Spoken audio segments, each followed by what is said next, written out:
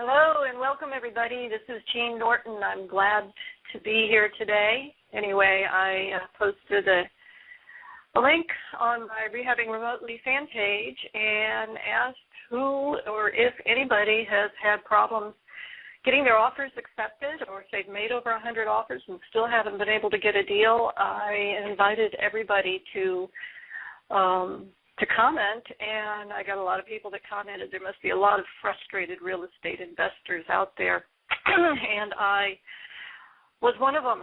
So I know what you're going through. I feel your pain. I will tell you what I did and how I got out of the situation I was in. And so I'll go ahead and get started with that. It was, I believe, in June of 2009, I had my first real estate education training, and I went out on a bus trip out to Southern California. And sure enough, the profit spreads were unbelievable with what I saw out there.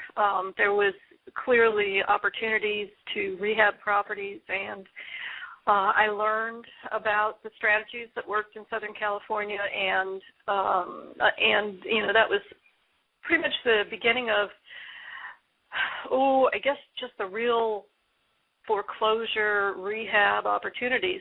And sure enough, I got a deal pretty much right off in Riverside, California, and rehabbed it. And at that point, the FHA had their 90-day waiting period, and so even though the property was rehabbed and on the market, we had 90 days to actually wait until we could get some of those FHA offers. So that was kind of frustrating, but I didn't stop making offers at that point. I still made offers, and I also shopped around for money to cash out so I could do more deals. Well, as it turned out, I was not able to cash out. The private, the money opportunities were very expensive, so I decided against cashing out of that property, and we just waited until we could sell it. And sure enough, in that 90-day period, like on the 91st day, we got multiple offers and and sold it. Made about $40,000 profit, and it was a pretty sweet deal. And I wanted to do more. I mean, I tasted it. I saw the success, and I wanted to do more. So I just kept making offers out there in the Inland Empire and Riverside and Ontario area, and I think I was probably making offers for about a year. And I don't know so much if it was the way my offers were written or what was going on, but I do feel like I actually did burn out my real estate agent. I think she stopped making offers. One of the things that I've since learned is that you need to find a real estate agent that really is investor savvy and makes use of tools to make their jobs easier. And this lady was faxing offers all of the time, and it was very frustrating for me because I was continually making offers and no results. And I felt like I was just banging my head. I would even track the houses that I made offers on and see what they finally went for, and I could see the prices inching up and creeping up, and I could see where investors were willing to take less of a profit spread. My offers were not in line with what I had learned there should be in a profit spread, and I got frustrated. I also live in Austin, Texas, so I started making offers in Austin as well. And the economy wasn't hit as hard in Austin, so the spreads weren't there. So needless to say, it was very difficult to find an agent that would be patient enough to work with me because my offers were so out of skew with other investor offers. And so I realized at that point that I needed to think in a different way on how to really get some deals either in Austin or in California or wherever. And I actually said to myself, okay, well, if here I live in Austin, I want to do deals in Austin.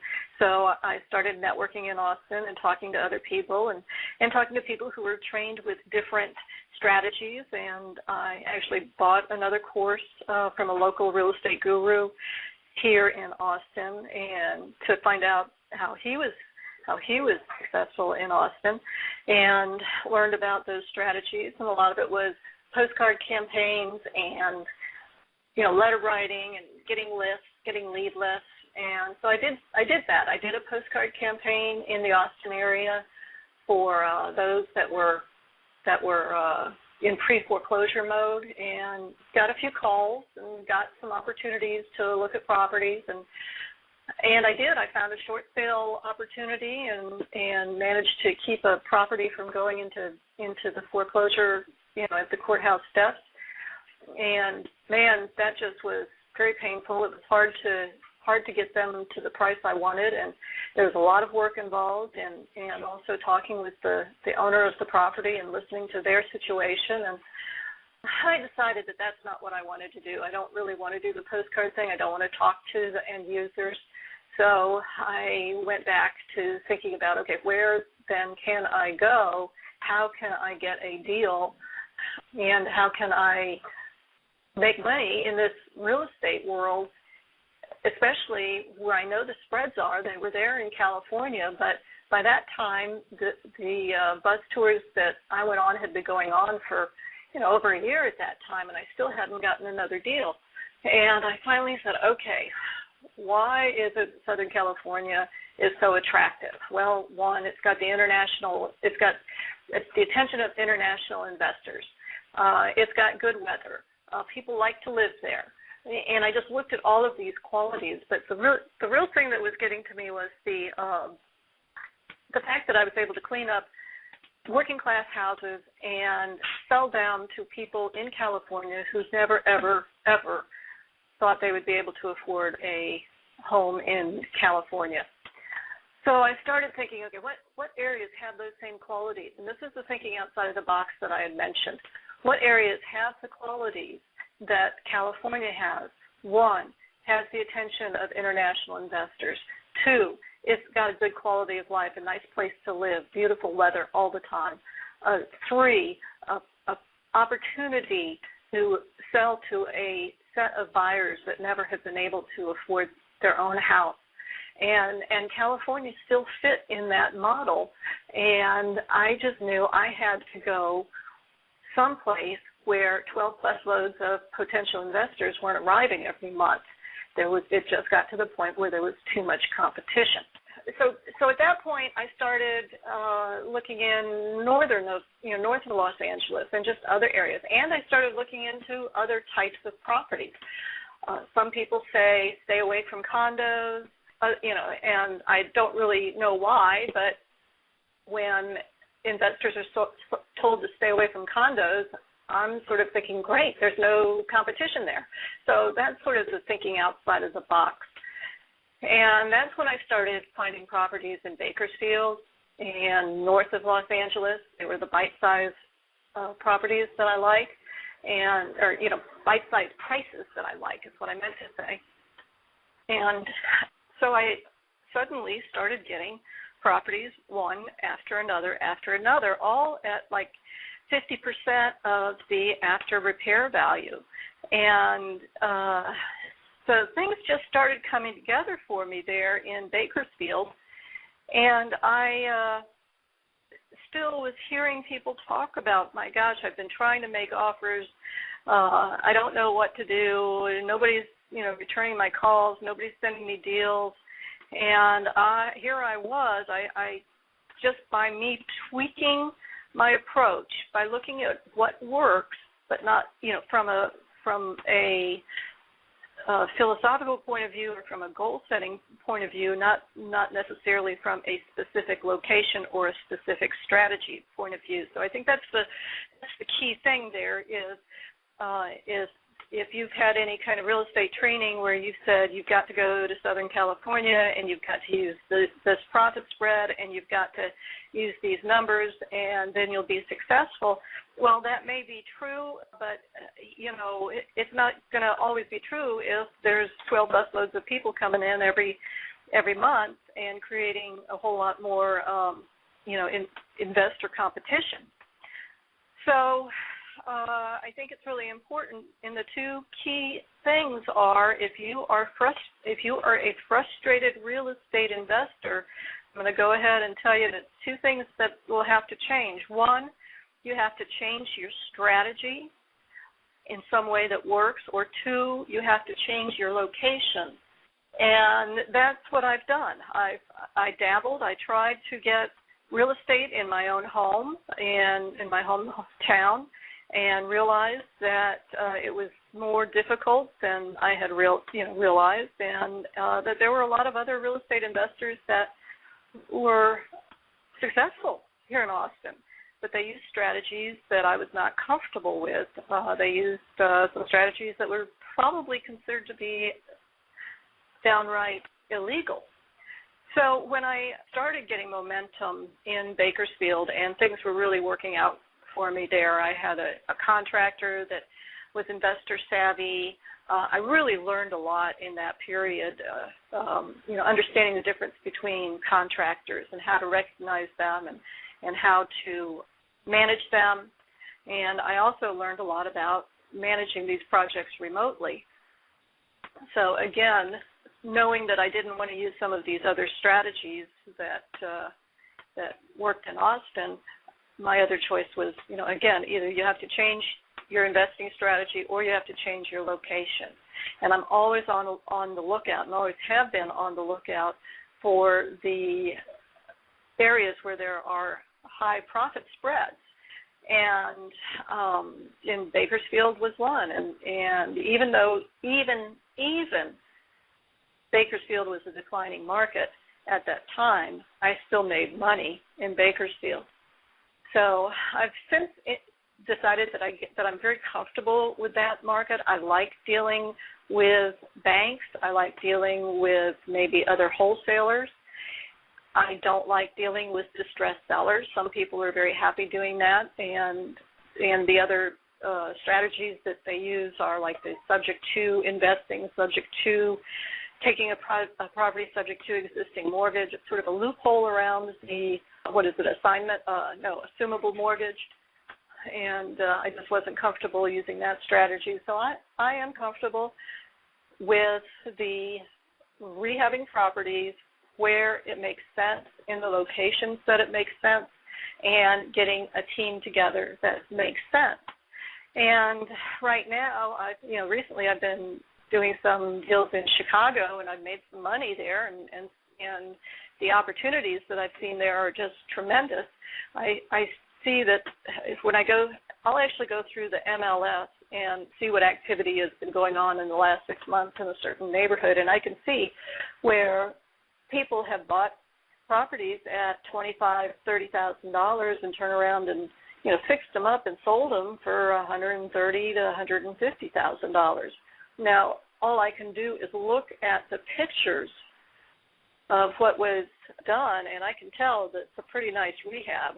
And I've also done my research there and know that you absolutely have to rehab the properties to the max in order for it to sell within the 30 to 60 days. So that's where I've been lately. And in Bakersfield, again, I was having everything was falling into place. I was getting properties. I had a great contractor fixing them up, had a great listing agent selling them, and other people were still upset. I can't get a deal. What am I doing wrong? My real estate agent has stopped returning my calls. So I just finally said, okay, I'm having a field trip to Bakersfield. And sure enough, that's what I did. I showed them the area. I showed them the opportunities. I showed them how I managed these projects remotely. I showed them exactly what to look for and how to, and I shared all the mistakes I made in the process. One is, as I told you about the learning about the contractors, et cetera, as I've done a report on the 5 different styles of contractors and how to manage them, how to identify them, how to manage them, what you need to know about them, what will work, what won't work, and that's a special report that I currently sell right now on my blog for $97. So that's a value that I give to you for free. also, I've been doing free support calls on Saturday afternoons, really question answer any topic that's of interest, and they are often posted. The recordings are often posted, but there are some that are just too valuable to post for free. The one that you will get, this one if you do come to the field trip, is a 2-hour-long conversation on how to get business credit for your real estate business. And my guest on that was Russ LeBrask, and he spilled the beans. He told all. So I'm not sharing that one with just everybody. So that's like a 2-hour recording that anybody that comes to the field trip will get for free.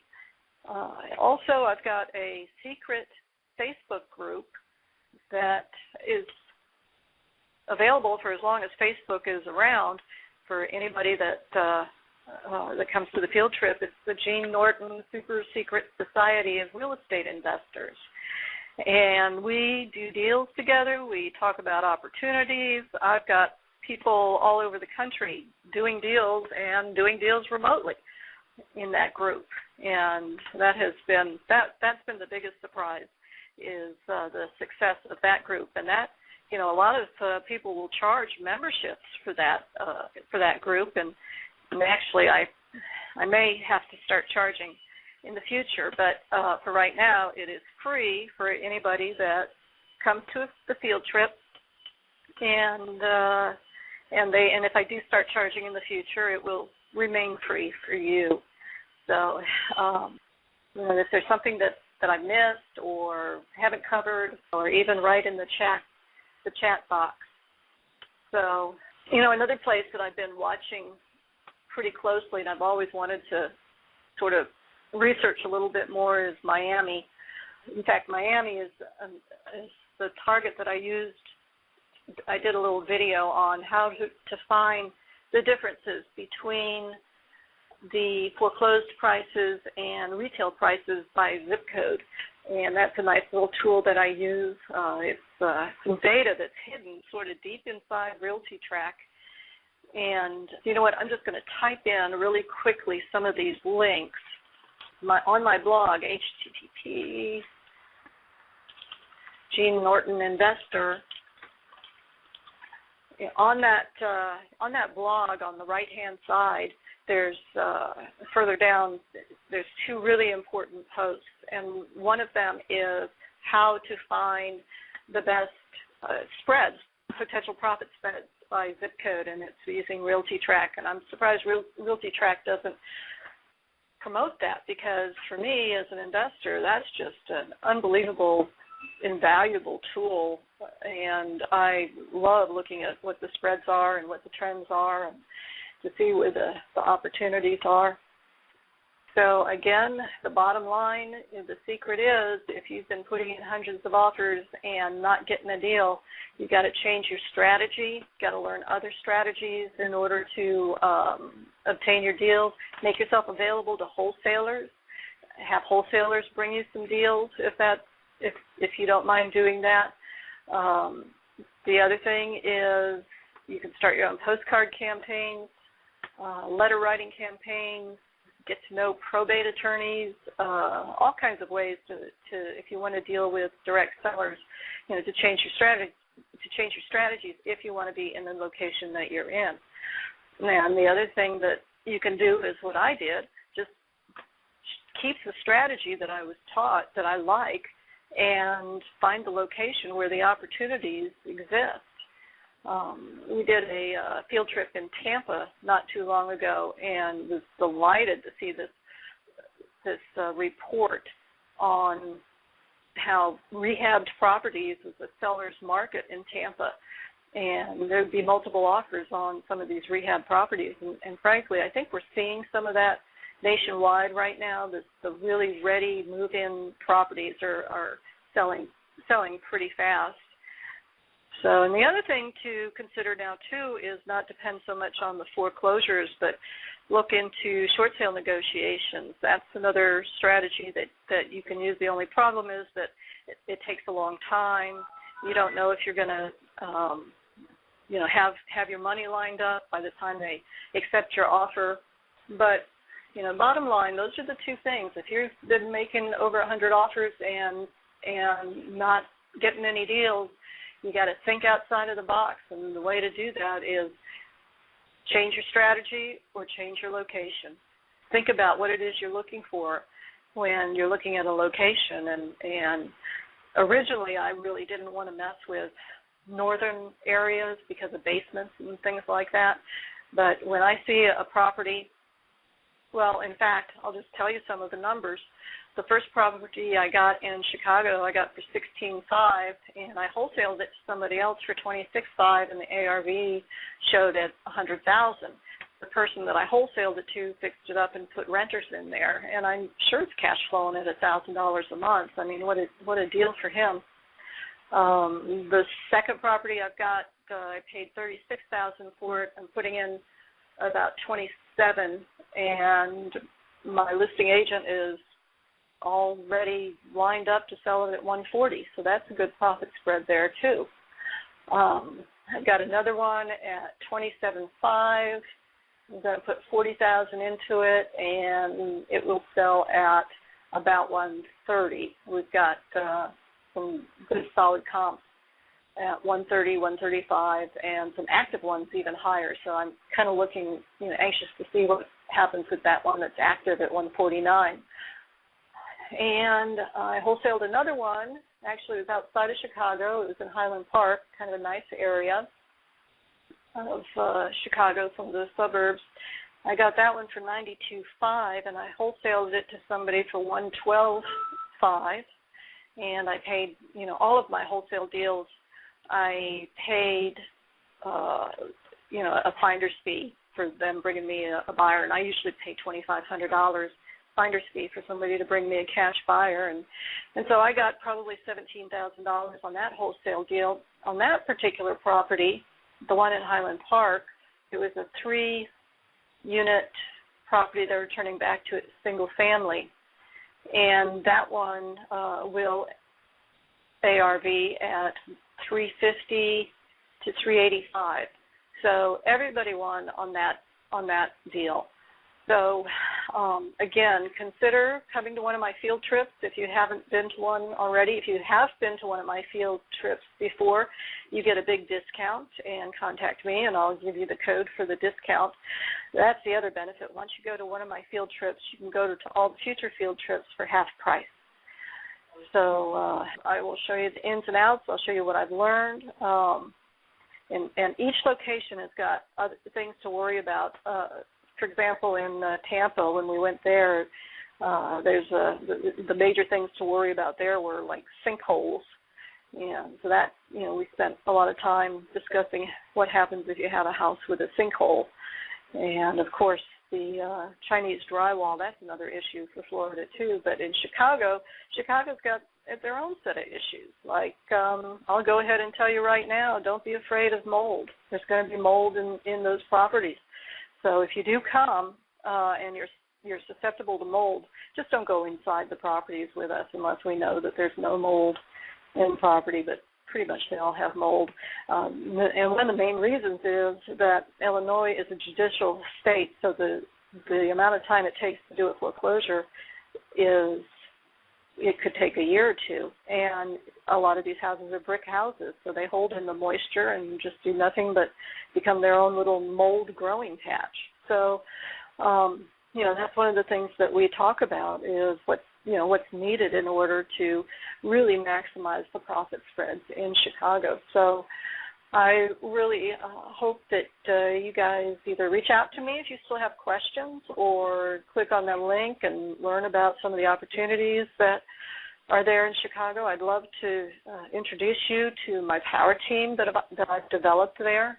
I've pre-screened everybody. They are investor savvy, and they know how I invest, and we're all on the same page, and we know what needs to be done. I even have an FHA appraiser that's going to be there, so he can, give us a heads up on what the challenges are there with the FHA buyer.